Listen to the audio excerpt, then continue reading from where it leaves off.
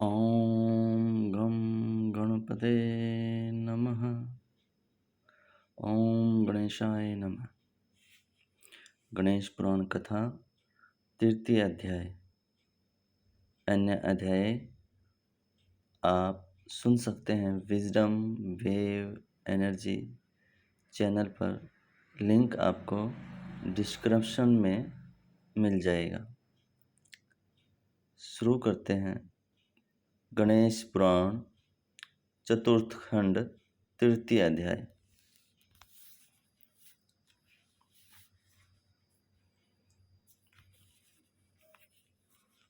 परशुराम का प्रण। पृथ्वी को क्षत्रिय विहीन करने का। परशुराम के हृदय में प्रतिशोध की भावना जाग उठी।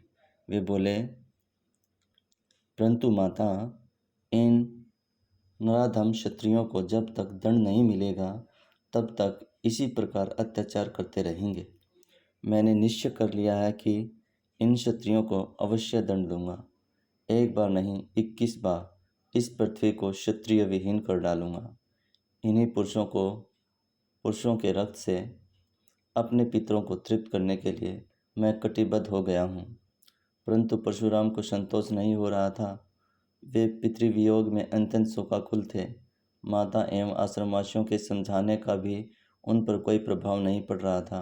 वे कह रहे थे, माता, जो पुत्र पिता के हत्यारे को समर्थ होकर भी नहीं मारता वह घोर नरक में पड़ता है।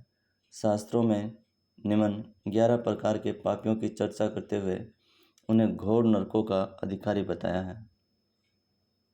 आग लगाने वाला, विष देने वाला, शस्त्र हाथ में धारण कर धन हरने वाला, खेत का हरण करता, स्त्री का अपहारक, पिता का हत्यारा, भाई का हत्यारा, निरंतर निध कार्य अर्थात बुरे कार्य करने वाला, परनिंदक और कटु वचन बोलने वाला।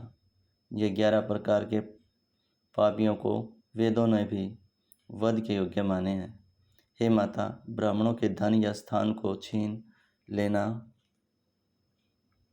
दिया हुआ दान वापस ले लेना, ब्राह्मणों को ताड़न करना आदि क्रम भी मनुष्यों के मत में वध के समान ही हैं। इसलिए ऐसा क्रम करने वाला चाहे कोई भी क्यों न हो, मार देने योग्य है। इसलिए हे सती, आप इस विषय में कुतर्क मत करो। मुझे अपने कर्तव्य पालन से मत फेरो। परशुराम और उनकी माता रेणुका के मध्य यह वार्ता चल ही रही थी कि तभी मैं ऋषि भृगु पुत्र शोक में व्याकुल हुए वहां आ गए।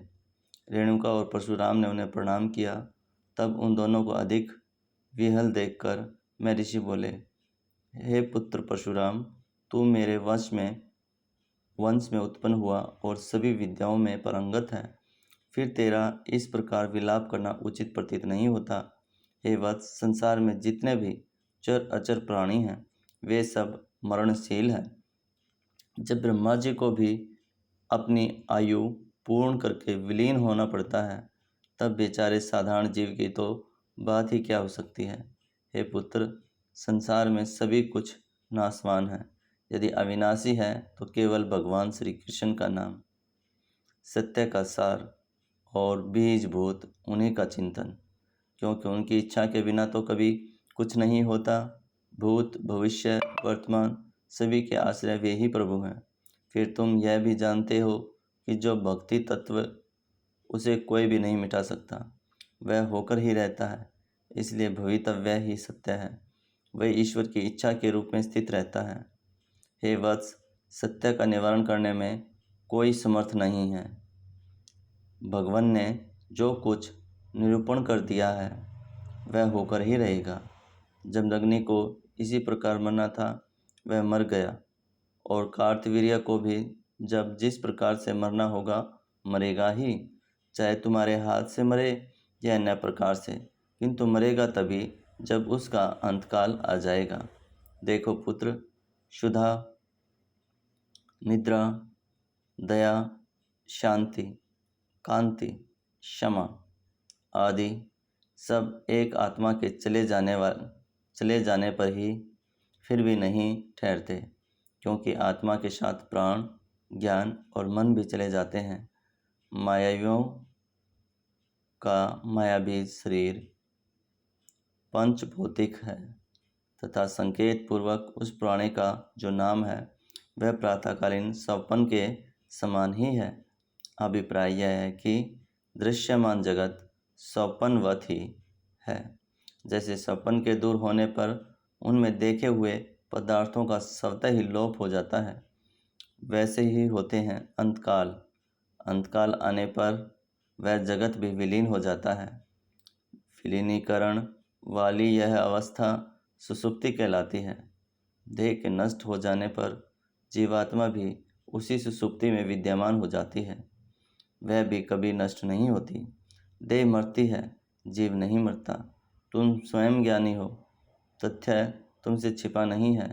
अतएव हे पुत्र, अब शोक का त्याग दो और वेदों ने जो पारलौकिक क्रम निर्दिष्ट किए हैं उनका अनुष्ठान करो, क्योंकि मृतक के परलोक की भलाई के लिए जो क्रम करता है वही उसका पुत्र या बंधु हो सकता है। अपने पिता का पारलौकिक कर्म करने के पश्चात ही अन्य कर्म का निश्चय करना उचित होगा। परशुराम का शिव जी की आराधना करना। अपने पितामह की आज्ञा मानकर परशुराम जी ने समस्त पारलौकिक कर्मों को विधि पूर्वक संपन्न किया और फिर सोचने लगे कि इन आतताई पामर क्षत्रियों को किस प्रकार दंडित किया जाए। जब कोई उपाय समझ में न आए तो उन्होंने भगवान शंकर की कामना आरंभ की। भगवान शंकर शीघ्र ही प्रसन्न हो जाते हैं। यह तथ्य संसार भर में प्रसिद्ध है। परशुराम जी की घोर तपस्या से संतुष्ट होकर उन्होंने इन्हें दर्शन दिया और बोले, हे मुनि कुमार, मैं तुम्हारी उपासना से अत्यंत प्रसन्न हूँ। बोलो, क्या चाहते हो? जो इच्छा हो वो वर मांग लो। परशुराम ने भगवान आशुतोष को सम्मुख देखकर दंडवत प्रणाम किया और फिर हाथ जोड़कर बोले, हे प्रभु, आप प्रसन्न हो तो मेरे पिता के वधिक को परास्त करने का उपाय बताइए। हे नाथ, मैंने इस पृथ्वी को 21 बार क्षत्रिय विहीन करने का प्रण किया है, उसे पूर्ण कीजिए। शिव जी बोले, हे वत्स, तुम्हारी प्रतिज्ञा पूर्ण होगी। यह भगवान श्री हरि का मंत्र और कवच है, इसका अनुष्ठान कर लो तो शीघ्र ही सिद्धि प्राप्त हो जाएगी। परशुराम जी ने मंत्र और कवच प्राप्त कर शिव जी को पुनः प्रणाम किया और जब वे अंतर्ध्यान हो गए तब समतल एवं सुखद पुण्य भूमि पर नर्मदा तट पर स्थित होकर अनुष्ठान करने लगे। अनुष्ठान की पूर्ति पर हवन एवं ब्राह्मण भोजन कराकर निश्चिंत हुए। फिर दूसरे दिन प्रातःकाल आहिक कर्म करके परशुराम जी ने महर्षि भृगु आदि गुरुजनों और हितैषियों से विचार विमर्श करके निश्चय किया कि राजा कार्तवीर्य के पास दूत भेजा जाए जो उसे युद्ध का निमंत्रण दे। तदुपरांत एक मुनि को दूत बनाकर वहां भेज दिया।